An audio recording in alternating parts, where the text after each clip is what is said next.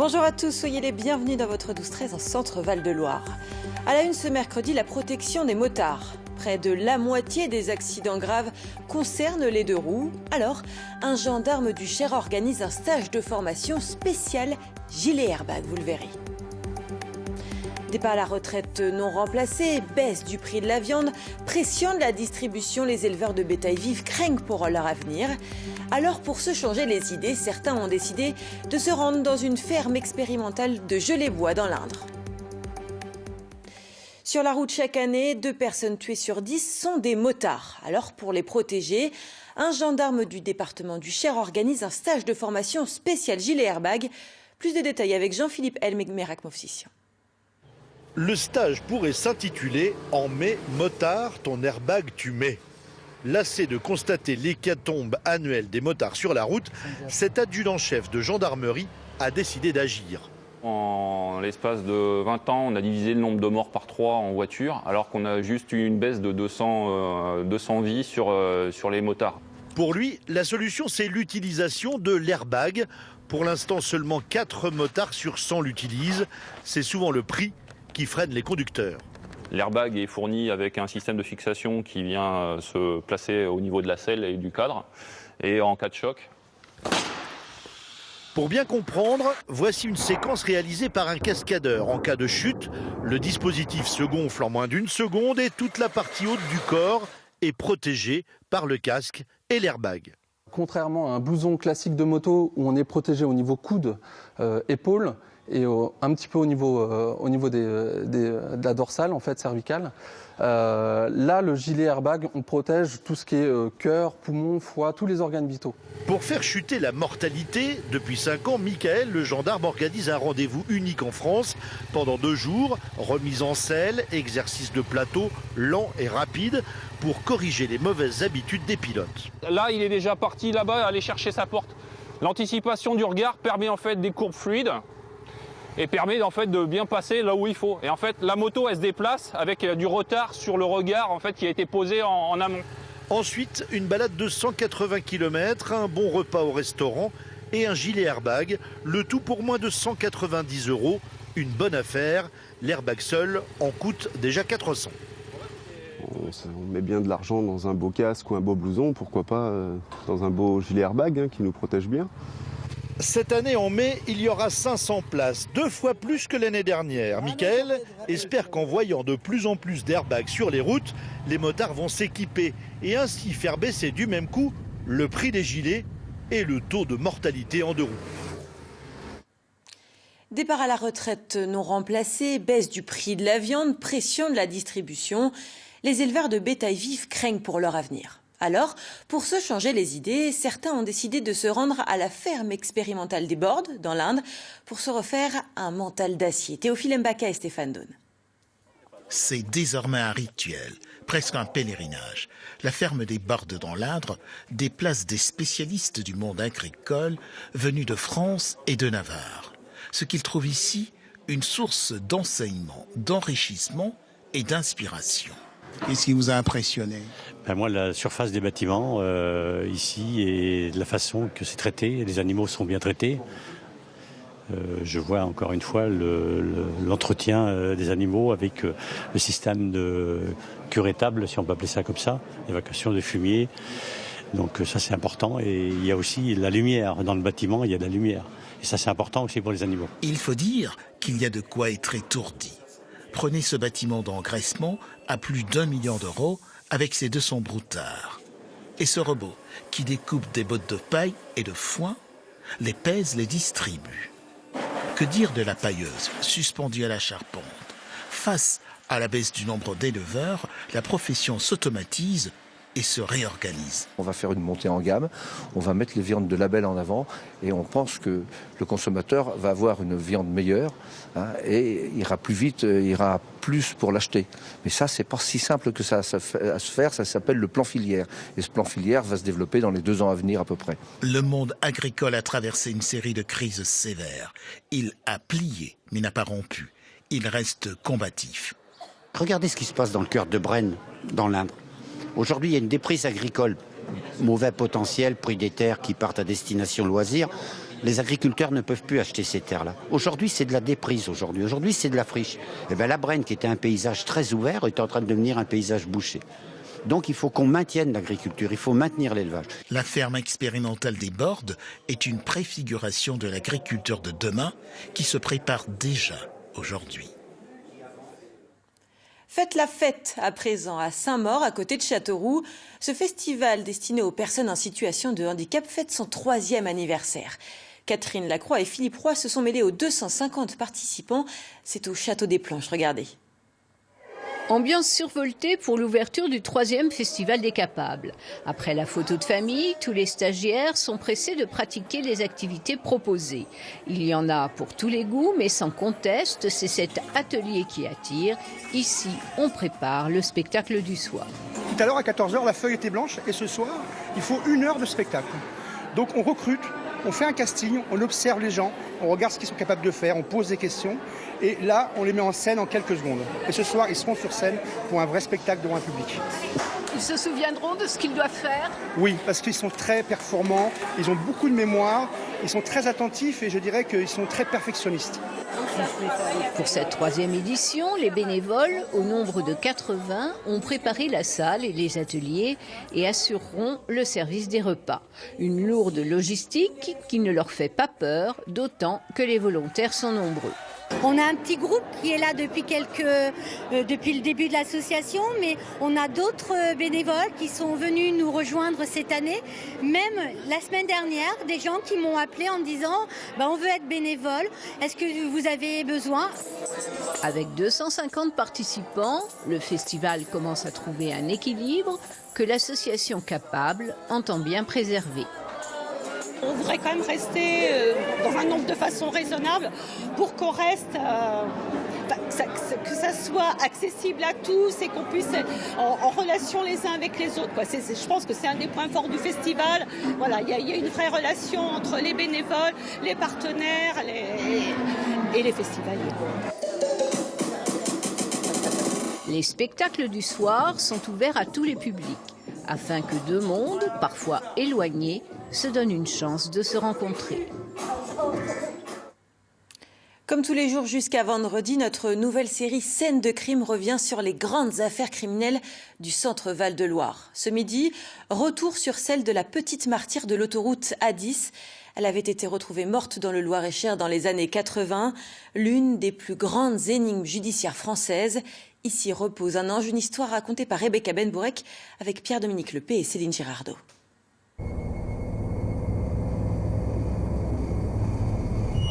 « 11 août 1987, Suèvre, Loir-et-Cher.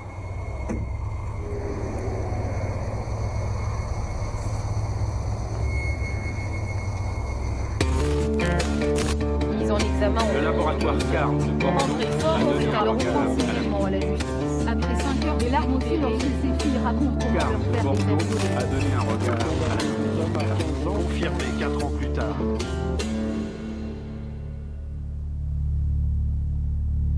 Il est 15h ce mardi lorsque deux employés de Cofiroute fauchent les abords de l'A10.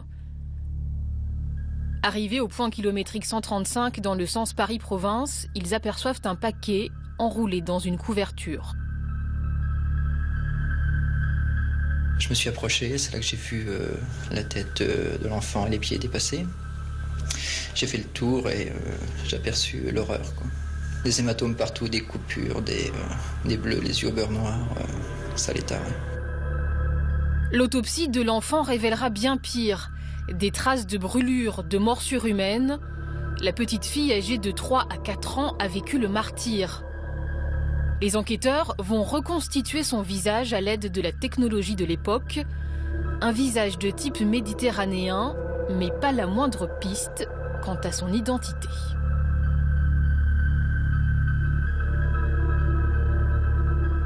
Est-ce que c'est des gens qui habitaient sur place? Est-ce que c'est des gens, puisqu'on est le long de l'autoroute, plutôt des gens qui n'habitent pas le Loir-et-Cher, qui se déplacent et qui, au gré de ce déplacement, à un moment donné, se défont du corps de la victime? On va s'interroger aussi sur le caractère transnational ou international de cette affaire, en se disant, les investigations peuvent nous mener hors de France aussi. Enfin, vous voyez, ça prend une ampleur très importante, avec beaucoup d'inconnus en fait. Dès le lendemain, le parquet de Blois lance un appel à témoins diffusé dans toute la France. La petite martyre est enterrée à Suèvre, dans le Loir-et-Cher, la commune où son corps a été retrouvé. Les gendarmes surveilleront le cimetière durant plusieurs semaines, à l'affût d'une mère éplorée d'un suspect. Mais personne ne viendra se recueillir sur la petite tombe. Bonjour, bonjour. Le 22 mars 1988, les enquêteurs tiennent une piste. On a trouvé effectivement une femme de 30 à 40 ans sur l'aire des Marambert, sur l'autoroute de Salbris. Et vous pouvez voir avec les photos que l'on a pu reconstituer de la femme qu'on a trouvée, la victime qu'on a trouvée sur l'autoroute A71 et la fillette que l'on avait découverte au mois d'août 87 sur l'autoroute A10. Bon, on peut déjà faire rapidement un rapprochement entre ces deux photos. Ce sera une fausse piste, mais les gendarmes poursuivent leurs investigations. Ils apprennent que 2000 enfants nés en 83 et en 84 dans le Loiret et le Loir-et-Cher ne sont pas entrés en maternelle. Des vérifications sont réalisées, famille par famille. En 1993, l'affaire fait la une de la célèbre émission Témoin numéro 1, présentée par Jacques Pradel. Le procureur compte alors sur la médiatisation pour relancer l'enquête. Je pense que d'ici 3 semaines, 1 mois, nous devrions être fixés. Et pour ma part, j'ai bon espoir que cette fillette reçoive enfin un nom et que même on identifie les personnes qui lui ont fait subir ces traitements. L'enquête semble alors progresser. Les témoignages affluent. Celui d'une assistante sociale attire l'attention. Mais là encore, les recherches finissent dans l'impasse. Pour éviter la prescription de l'affaire, le dossier est rouvert en 2007. 5 ans plus tard, un nouvel appel à témoins est lancé. Grâce aux progrès scientifiques, les gendarmes disposent de traces ADN, les traces des parents de l'enfant. Ces ADN sont dans la base de données du fichier national des empreintes génétiques. Ils sont tous les ans vérifiés par rapport à toutes les nouvelles traces qui sont rentrées dans la même base au niveau européen et également au niveau des pays du Maghreb. L'ADN, ce sera la clé de l'énigme, grâce à une banale arrestation quelques années plus tard en région parisienne. Un jeune homme, c'était dans le 94, je crois, est impliqué dans des faits de, je crois, c'est des faits de violence. Et impliqué dans ces faits de violence qui donnent lieu à l'ouverture d'une enquête dans le 94 au cours de l'année, début de l'année 2016, les protagonistes, on prélève donc leur ADN, donc on fait le rapprochement. La stupéfaction est de taille. Le jeune homme est le frère de la petite fille. La piste remonte jusqu'aux parents, Ahmed et Halima Touloub, le père et la mère d'Inas Touloub, une fillette de 4 ans qui serait devenue le souffre-douleur de sa mère. Il aura fallu plus de 30 ans pour enfin identifier l'enfant martyr. Ses parents ont été mis en examen pour meurtre, violence et recel de cadavres. L'une des plus grandes énigmes judiciaires françaises touche à son dénouement. Il y a de l'émotion, ça c'est sûr, je m'en souviens, beaucoup d'émotion. Il y a un sentiment un peu de, est-ce que je peux le dire, oui, de fierté, de se dire que, enquêteur, magistrat, on est quand même parvenu, en tout cas sur le chemin de la vérité, on commence à s'en rapprocher. Et la fierté aussi de pouvoir, encore une fois, rendre quand même sa dignité à cet enfant. Elle s'appelait Inas Touloub, née un 3 juillet 1983 à Casablanca. Une enfant de 4 ans qui n'aura sans doute connu que la peine. Un petit ange abandonné sur la route des vacances un jour d'août 1987, près de Suèvre, dans le Loir-et-Cher. Demain, retour sur l'affaire des disparus de Couilly, Guy Bordenave et Luc Amblard, un couple d'hommes habitant un petit village du Cher. Tout de suite, les initiatives locales, on se retrouve ce soir 19h.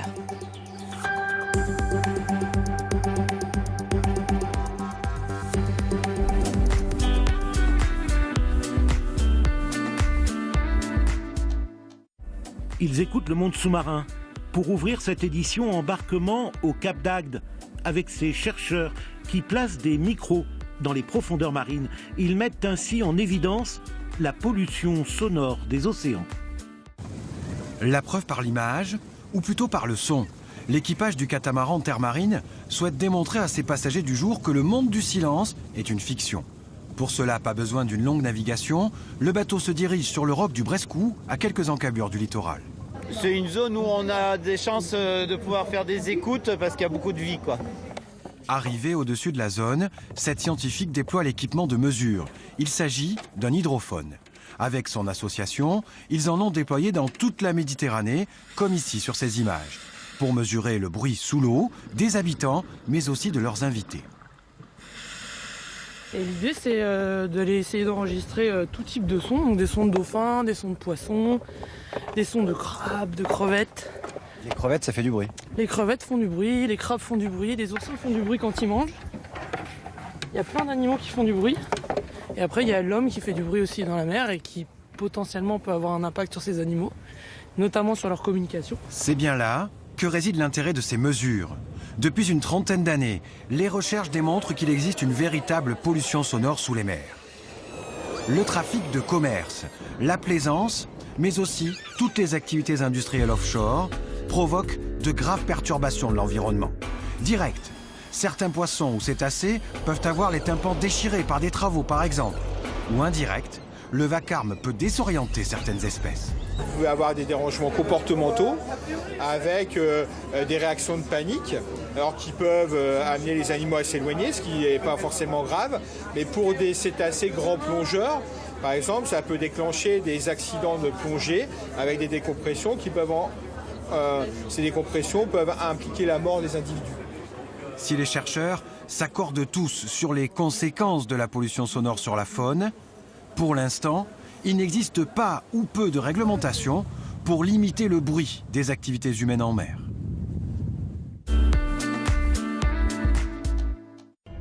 Les couleurs vont recouvrir le fronton gris du gymnase de ce lycée de Talence, en Gironde. Six Mougré, l'artiste qui peint la fresque, est mexicain. Sa renommée internationale est née sur les murs de Mexico. C'est un élève du lycée, fan de street art, qui l'a invité. C'est quand même quelqu'un qui est assez vraiment très connu dans le milieu de l'art urbain, du street art. Et aujourd'hui, je suis là avec lui et en plus participer à son œuvre, c'est vraiment quelque chose d'incroyable. L'artiste mexicain a accepté de peindre bénévolement et de laisser son empreinte sur les murs du lycée. Quand j'ai commencé à peindre, jamais je n'aurais cru que je pourrais y arriver dans tous ces lieux et dans tous ces pays.